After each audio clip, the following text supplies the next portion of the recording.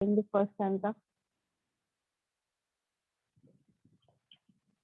जो ये first stanza है, जो हमने कल लास्ट क्लास या जो भी लास्ट क्लास आपका था, जब भी हमने डिस्कस किया था, तो is there any doubt regarding anything that you have not understood? Ma'am last stanza में जो इफ आई लैक एनीथिंग का मतलब नहीं समझ में आया था। एक बार एक्सप्लेन कर दीजिए। हाँ, तो दिस इज क्वेश्चन। यहाँ पे सिनेरियो क्या चल रहा है, ठीक है? ये जो सीन है, ठीक है, इट इज सेड, यहाँ पर जो भी आपका सीन चल रहा है, ये एक डायलॉग की तरह लिखा गया है, ठीक है? डायलॉग इनैक्टमेंट हो रहा है, एक एक्ट हो रहा है जहाँ पर one party is saying something and the other party is saying something, and that representation is presented as a poetry to you in this poem. तो यहाँ पर जब आप जो सिनेरियो है, वो सिनेरियो ये है कि द लव यहाँ किसको पर्सोनिफिकेशन कर रहा है? गॉड का पर्सोनिफिकेशन कर रहा है। तो God is doing what? God is playing sorry God is playing as a host, ठीक है? गॉड जो है वो आपके होस्ट हैं। Yes students, if you are not asking question और if you are not answering question, please keep your mic mute. ये चीज मैं बार बार बताना नहीं चाहती, क्लास में डिस्टर्बेंस क्रिएट होता है जब आपको क्वेश्चन नहीं पूछना है या फिर जब आपको जवाब नहीं देना है, तो आप अपने माइक म्यूट रखेंगे and switch on your camera. तो एज आई वाज सेइंग कि यहाँ पर क्योंकि डायलॉग बोले जा रहे हैं, जो लव है वो गॉड का रोल प्ले कर रहा है, ठीक है? उसका पर्सोनिफिकेशन किया गया है लव में।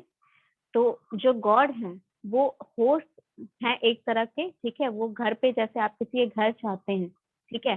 तो the first thing that you are made welcome, ठीक है? आपको वहां वेलकम किया जाता है। तो this is what is represented in this, love bade me welcome. यानी कि गॉड जो है वो एक होस्ट है, आप वहां पर गेस्ट के तौर पे जा रहे हैं उनके यहाँ, ठीक है? जो गॉड है उनके यहाँ आप जा रहे हैं, एज अ गेस्ट जा रहे हैं।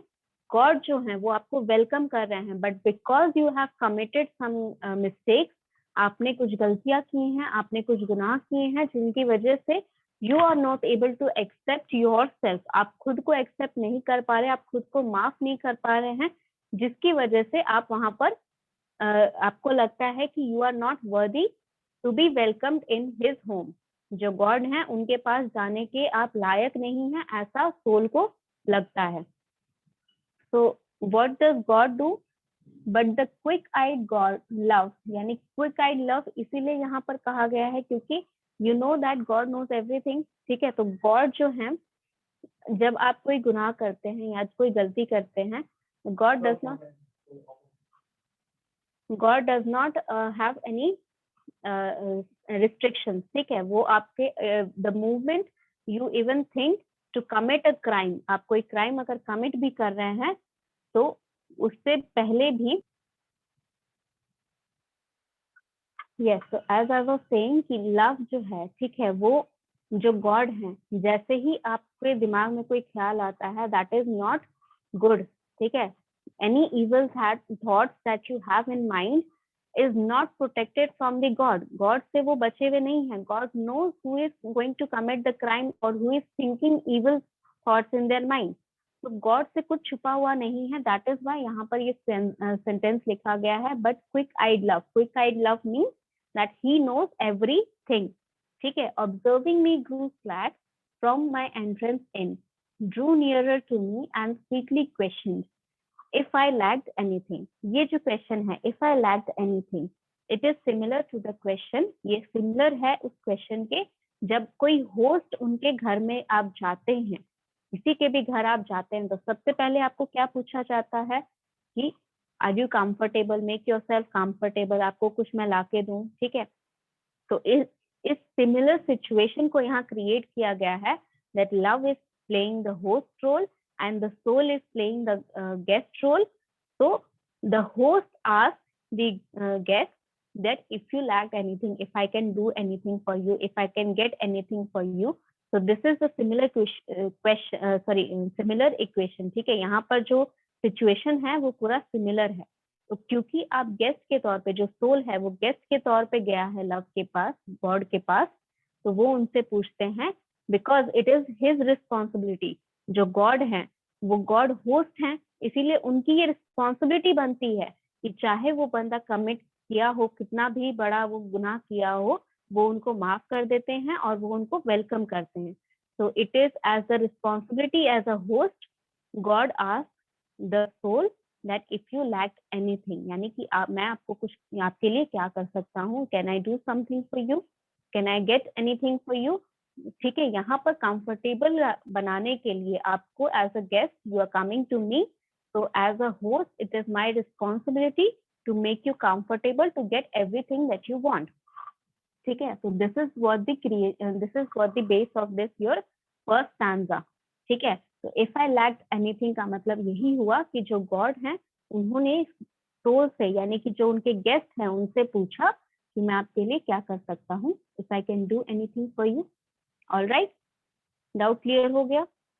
Yes ma'am. Okay ma'am. Anyone else who is having any doubt? यहाँ पर कोई भी सेंटेंस में पहला जो स्टैंजा है उसके किसी भी सेंटेंस में आपको कोई डाउट हो रहा है? मैंने आपको कहा था कि you have to write the summary of this first stanza और analysis of this first stanza in your own words. आपको अपने शब्दों में इनको जो भी मैंने चीजें समझाई हैं वो आपको लिखना है। मैम यस, ये जो यहाँ पर लास्ट लाइन में ट्रूथ लॉर्ड लिखा हुआ है, इसका मतलब भगवान के प्रति सच्चाई बताया जा रहा है कि बच्चे वहां तक जाएंगे, अभी वहां तक पहुंचे नहीं है। ठीक है, अभी ओके वहां मैम। तक पहुंचे नहीं है, तो जहां आप पढ़ रहे हैं वहां पे पढ़ो। ठीक है, ये चीज है। यहाँ पर ओके। अगर कोई डाउट है तो पूछो। ये जो फर्स्ट ओके। स्टैंजा है, यहाँ तक कोई डाउट है तो पूछो। Okay ma'am, okay, thank you. Okay, यहाँ तक किसी को कोई डाउट नहीं है तो हम आगे का स्टैंजा भी बढ़ सकते हैं। But just because I am leaving it doesn't mean कि मैं आपसे वो समरी नहीं मांगूंगी। वो समरी आपको खुद ही लिखनी है, उसके बाद ही मैं आपको दूंगी वो समरी अपने से लिखकर। ठीक है, so before we move on to the next stanza, first thing I want to mention is यहाँ पर देखिए हम, yes, जो समरी लिखा हूँ कैसे सेट्स भेजूंगा आपके पास? WhatsApp through? व्हाट्सएप कर दो। Since you are not coming अभी तो नहीं आ पाओगे तो आप मुझे व्हाट्सएप कर दो, आई विल करेक्ट इट। ठीक है, अगर करेक्ट है तो I will say it select, आपने जो लिखा वो सही है। ठीक है, लेकिन जितना मैंने बताया है उतना ही लिखना है। ठीक है, उससे ज्यादा भी लिख सकते हैं, बट वो मैं तभी करेक्ट करूंगी जब मैं पढ़ाऊंगी। ओके, कॉमन लाइन भी ले सकते हैं? सॉरी, कॉमन लाइन भी ले सकते हैं ऐसे, मतलब कुछ छोड़ भी स्किप भी कर सकते हैं उसमें से? क्या करना है, मतलब इसमें से स्किप करना है या समरी में से? पैराग्राफ चेंज करने के लिए बोला। इसमें से मतलब जो मैम जो नहीं, इतना स्टैंडर्ड जो है उसमें से एक दो लाइन स्किप कर सकते हैं, छोड़ सकते हैं ना? नहीं बच्चे, स्किप कैसे कर सकते हो? इसमें से एक एक लाइन का एक एक मीनिंग है, वो पूरा आपको लिखना है। ठीक है, वो जो देखो, summary and analysis are different thing. ठीक है, समरी का मतलब होता है कि आपको वो पूरा मतलब निष्कर्ष क्या निकला आपका पूरा। ठीक है, जो भी चीजें आपने उसमें पढ़ी। एनालिसिस का मतलब होता है, हाँ बोलिए मैम, जैसे यहाँ पर दो लाइन में लिखी गई है कि love bade me welcome yet my soul drew back guilty of dust inside. So यहाँ पे ये दो लाइन लिखा गया है, तो ये दो लाइन का हम मतलब फुलफिल बता देंगे, है ना? और ये जो नीचे ये दो लाइन लिखा है उसका छोड़ के इसके बाद दूसरा पर डायरेक्ट फ्लाइट नहीं कर सकते हैं ऐसा?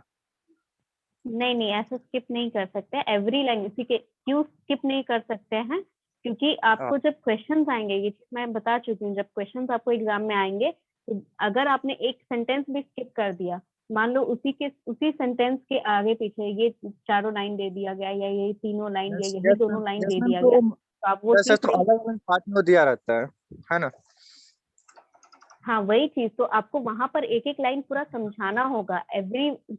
वही चीज मैं समझा रही थी कि summary and analysis are different thing. Summary मतलब कि आपका क्या निष्कर्ष निकला आपने जो पढ़ा।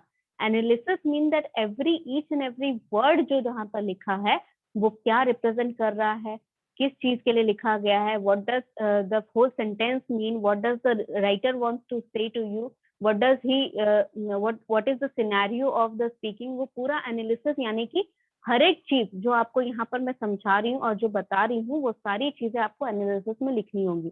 अगर समरी लिखने बोला गया है तो समरी में आप थ्रू आउट पूरा आराम से लिख सकते हैं कि हाँ ये चीजें आपने सीखने को मिला, ये चीजें आपने समझी इस पोएम के थ्रू। तो वो summary is easy, you can write the overview. But for the analysis, अगर एनालिसिस मांग लिया गया है तो एनालिसिस के लिए you have to write each and every word का मीनिंग क्या है, ईच एंड एवरी वर्ड का लाइन वहां पर क्यों लिखा गया है वो भी बताना होगा।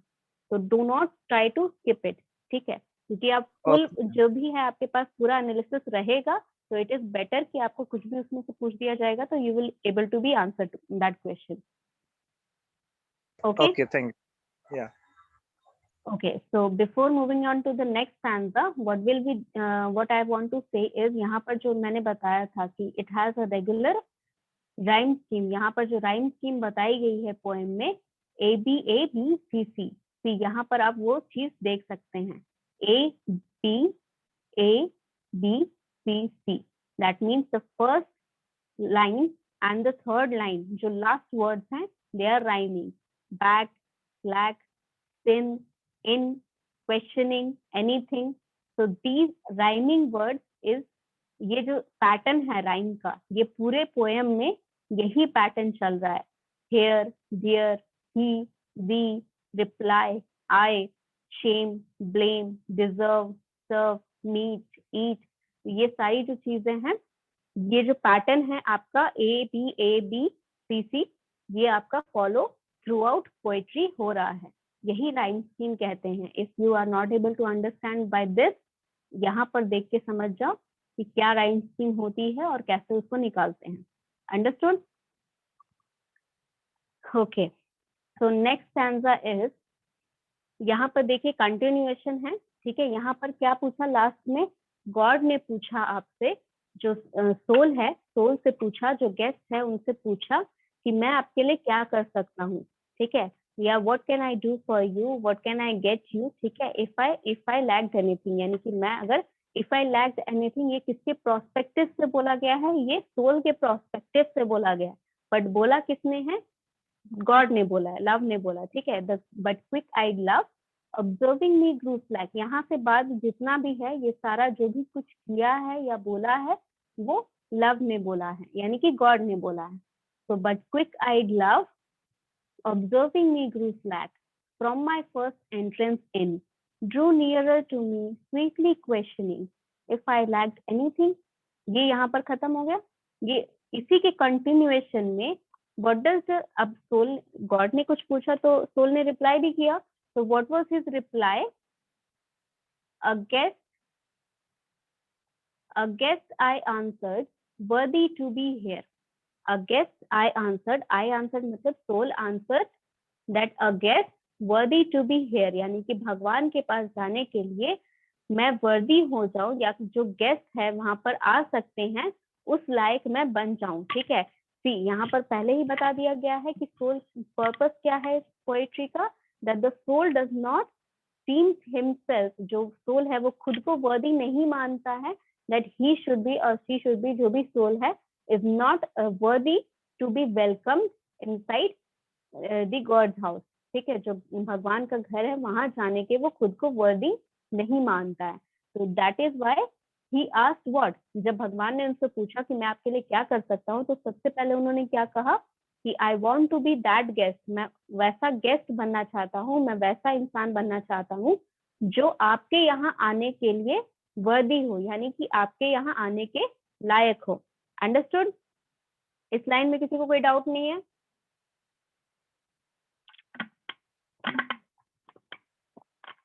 इस लाइन में किसी को कोई डाउट नहीं है? ये आंसर किया गया, किसने किया गया है ये आंसर? सोल ने आंसर किया है।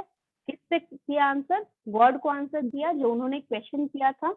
यस खुशबू, क्या पूछ रहे हो बच्चे? मैम कुछ नहीं।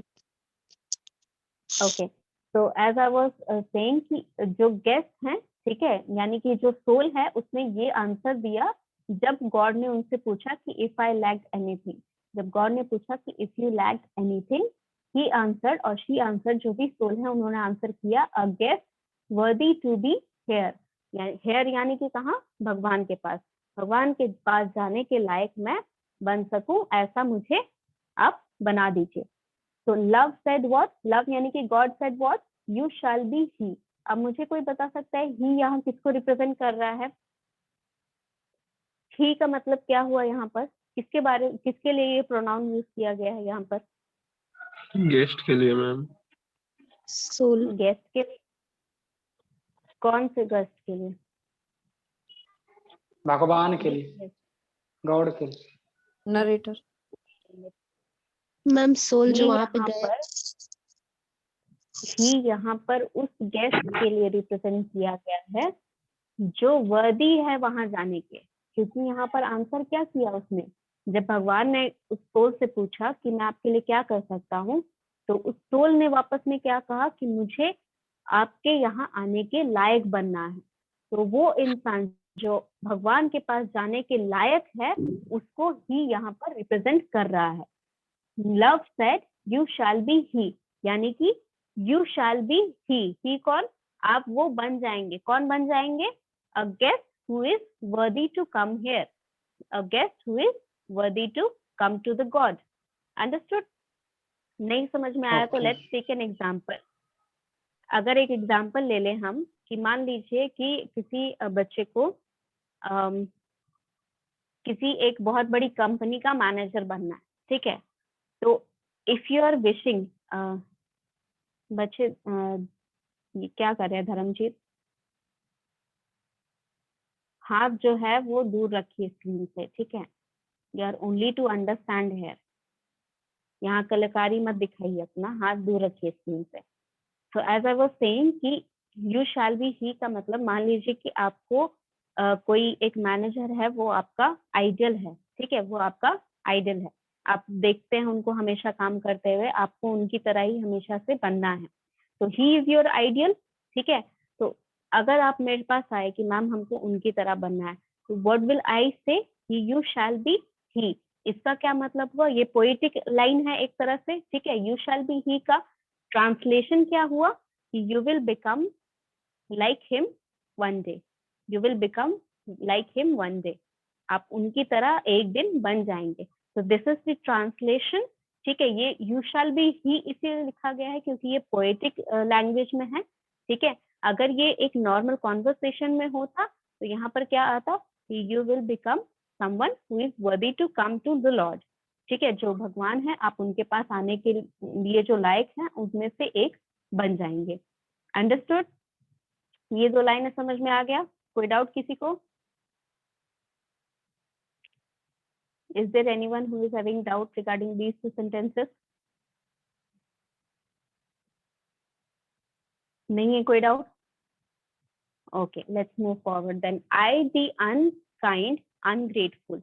See, here is a question. ठीक है? यहाँ पर question वाला टोन है। I the unkind, ungrateful, यानी कि यहाँ पर जब भगवान ने कहा कि आप उन जैसे बन जाएंगे, तो the soul does not like you can say, उनको भरोसा नहीं है खुद पे that जो गलतियां उन्होंने की हैं वो माफ कर दी जा सकती है, या उनके लिए कुछ किया जा सकता है जिसकी वजह से वो वर्दी हो जाए, वो लायक हो जाए भगवान के पास जाने के लिए।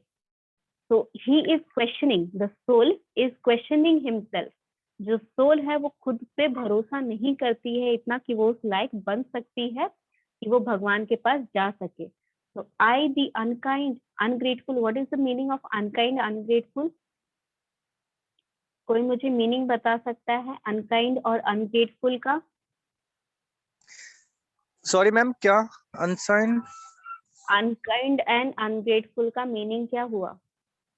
मैम अनकाइंड मीन्स तो निर्दय, जिसको मैम जिसको हर्ट नहीं होता लगता। ओके। अनग्रेटफुल का मतलब निर्दयी। वो जो हाँ, अनकाइंड जिसमें का दया। मतलब वही होता है जो महानता के लायक मैम, महान तरह से।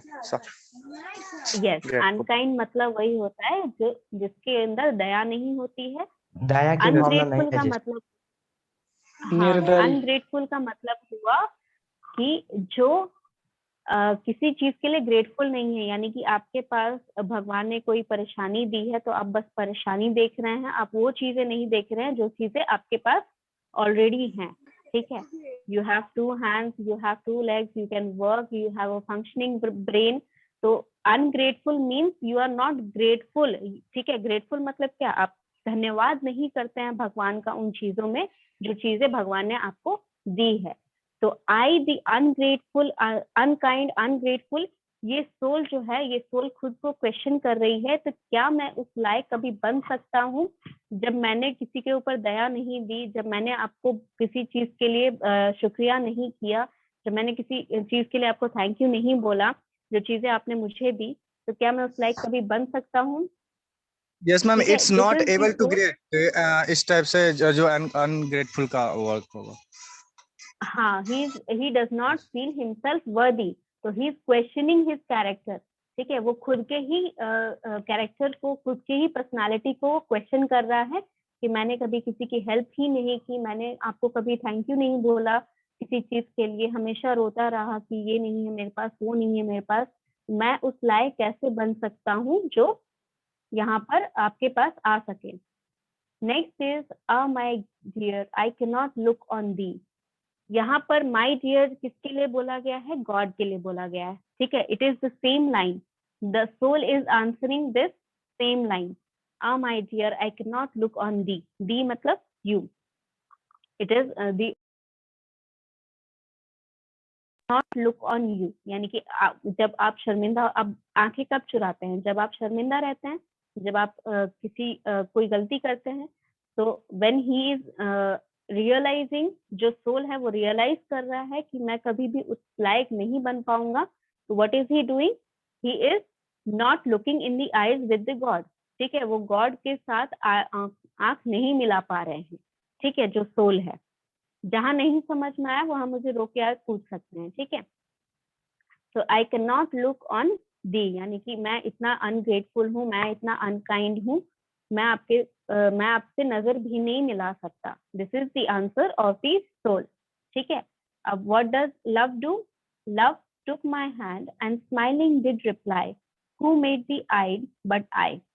यहाँ पर लव ने क्या किया, यानी कि गॉड ने क्या किया? गॉड ने उसका हाथ थामा और कहा कि आंखें किसने बनाई?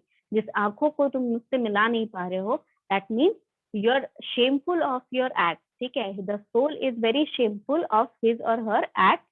सो what is they doing? They are not looking in the eyes with the God. तो उन्होंने क्या कहा कि तुम मुझसे आंखें क्यों चुरा रहे हो? When I know the everything. तो यहाँ मेंशन है ना, यहाँ पर फर्स्ट स्टैंजा में, that but quick-eyed love, that means he know, the God knows when you are going to commit a crime। मतलब कि आप क्राइम करने से पहले ही भगवान को पता रहता है कि आप वो काम करने वाले हैं, वो गलती करने वाले हैं। तो who made the eye but I, यानी कि मैंने ही आंखें बनाई हैं और तुम मुझसे ही आंखें चुरा रहे हो। तो this is the reply off God. यहाँ तक किसी को कुछ समझ में नहीं आया तो अभी बता दो। This is the second stanza. ठीक है, यहाँ से आगे मैं तभी बढ़ूंगी जब मुझे हर कोई एक्सप्लेन करके बता सकता है कि यहाँ पर क्या लिखा है सेकेंड स्टैंजा में। see, we can read it carefully from here to here and we will see the same line। यहाँ पर सेम राइम है आपका। क्या राइम है? here and dear। ठीक है, he and the, sorry, ये आपका पर्पल है, and this is reply and I।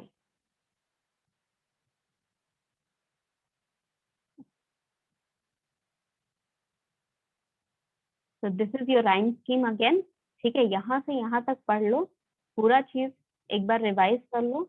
Love bade me welcome, yet my soul drew back, guilty of dust and sin, but quick-eyed love, observing me, grew slack from my first entrance in, drew nearer to me, sweetly questioning if I lacked anything. A guest I answered, worthy to be here. Love said, you shall be he. I, the unkind, ungrateful, oh my dear, I cannot look on thee. Love took my hand and smiling did reply, who made the eye but I।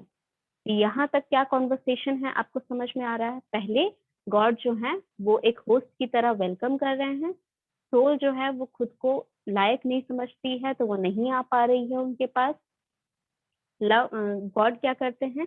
God उनसे question करते हैं कि आपके लिए मैं क्या कर सकता हूँ, ठीक है, क्योंकि वो जान रहे हैं कि उन्होंने क्या गलतियां की हैं, वो सब कुछ जानते हैं। जानने के बावजूद वो आपसे ये पूछ रहे हैं कि आपके लिए मैं क्या कर सकता हूँ।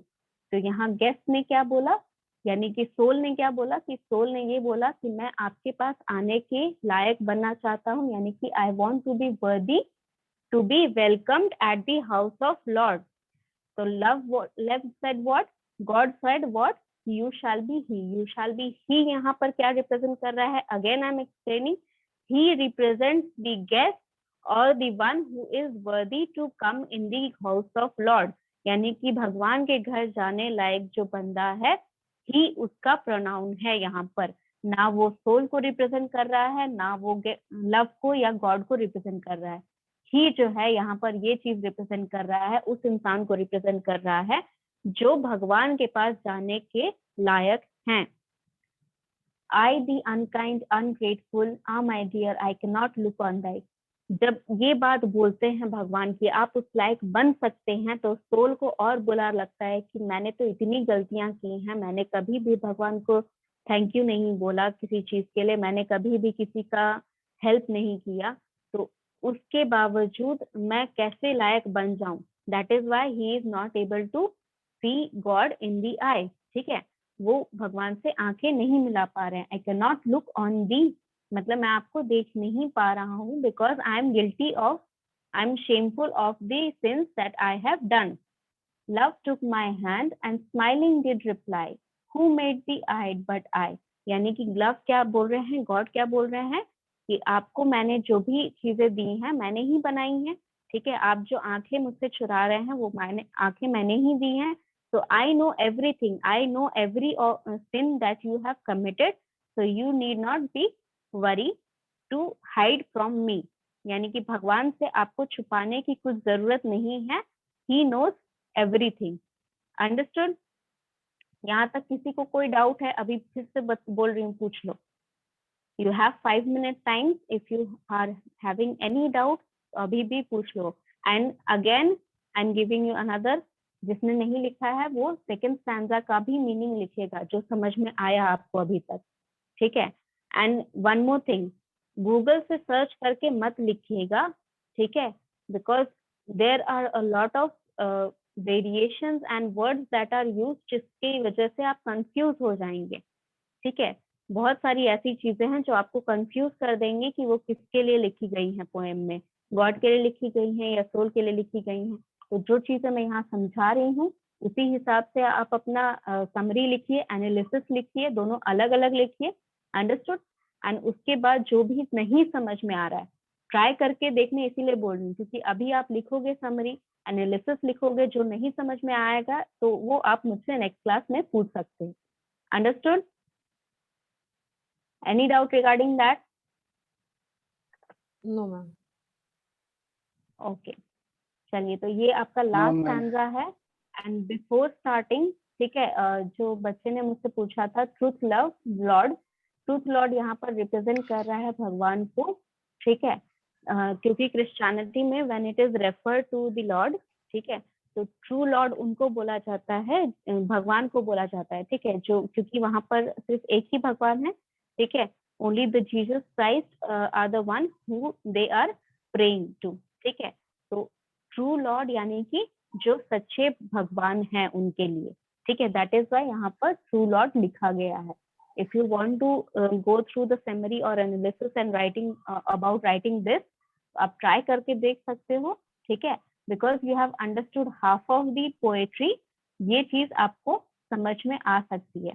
बट अगर नहीं आए then it is okay, I will explain it to you. आप यहाँ तक की समरी लिखे, फर्स्ट स्टैंजा की एंड सेकंड स्टैंजा की, and we will move forward to that. किसी को कोई डाउट? नहीं? ओके, ठीक है, तो जिन्होंने समरी लिख दी है और एनालिसिस लिखा है, see again I am telling summary and analysis are two different things. तो समरी और एनालिसिस जिसने भी लिखा है, जहां तक मैंने पढ़ाया है, they can send me on the WhatsApp, मैं करेक्ट करके आपको दे दूंगी। अगर इससे ज्यादा भी आपने लिखा है तो मैं करेक्शन उतना ही करूंगी जितना मैंने पढ़ाया है। अंडरस्टूड? मैम बस समरी लिखा है, बट मैम एनालिसिस कैसे करना था? एनालिसिस आपको लाइन बाय लाइन जो चीजें समझ में आ रही हैं, जो सिचुएशन है, वो सिनेरियो पूरा दिखाना है कि यहाँ ये दर्शाया गया है कि भगवान के पास एक सोल जा रही है, भगवान एक होस्ट की तरह काम कर रहे हैं, the soul is the guest here and the Lord is, or the God is welcoming the soul, but he is drawing back because the soul knows that he has committed crime. Understood? वो सारा चीज आपने line by line पूरा लिखना है analysis में, ठीक है? पूरा सिनेरियो समझाना है। Okay ma'am. Okay, any more doubt? और किसी को कोई डाउट नहीं है? चलिए ठीक है, देन राइट द एनालिसिस और summary till this and we will discuss it further in the next class.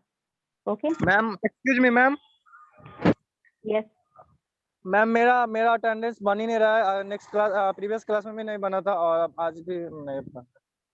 Ma'am मेरा रोल नंबर गलत है बिकॉज मैं दूसरे आईडी से उस पे ज्वाइन तो किया हूँ। गलत है तो you have to, नहीं गलत है तो आपको यहाँ डिस्प्ले नेम में चेंज करना है ना नाम अपना। यस मैम कर दूंगा बट हो नहीं पा रहा है, मतलब मैं कर दूंगा बट अभी थोड़ा टाइम नहीं नहीं मिलती तो उसके आप लिए। चेंज नहीं कर रहे हैं तो आप कैसे बोल रहे हैं कि अटेंडेंस आपका नहीं बन रहा है? मैं तो सबका अटेंडेंस लगा रही हूँ, आप यहाँ पर चेंज नहीं करोगे अटेंडेंस का रोल नंबर, तो मैं कैसे Yes. आपको फिर वहाँ पर सही करूँ?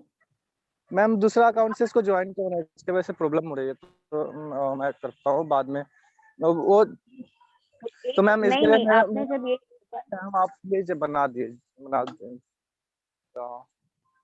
नहीं, जो भी हो ये आप यहाँ पर चेंज करोगे तभी तो आपको कोई डाउट होना चाहिए, ठीक है? Yes ma'am.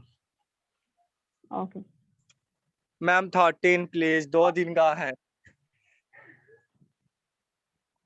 Okay. Any more doubts regarding whatever I have taught you? Hello ma'am. चलिए ठीक है देन। यस, मैम मेरा 33 रोल नंबर है, तो कंफर्म नहीं बना है या नहीं? नहीं बच्चे कंफर्म, अरे why are you taking so much? मैं आपको बार बार बोल रही हूँ that I have told you before also, write your roll number before your name और आफ्टर योर नेम। अटेंडेंस के लिए इतना तुम लोग क्लास में टाइम वेस्ट मत करो, ठीक है? अटेंडेंस के लिए आई हैव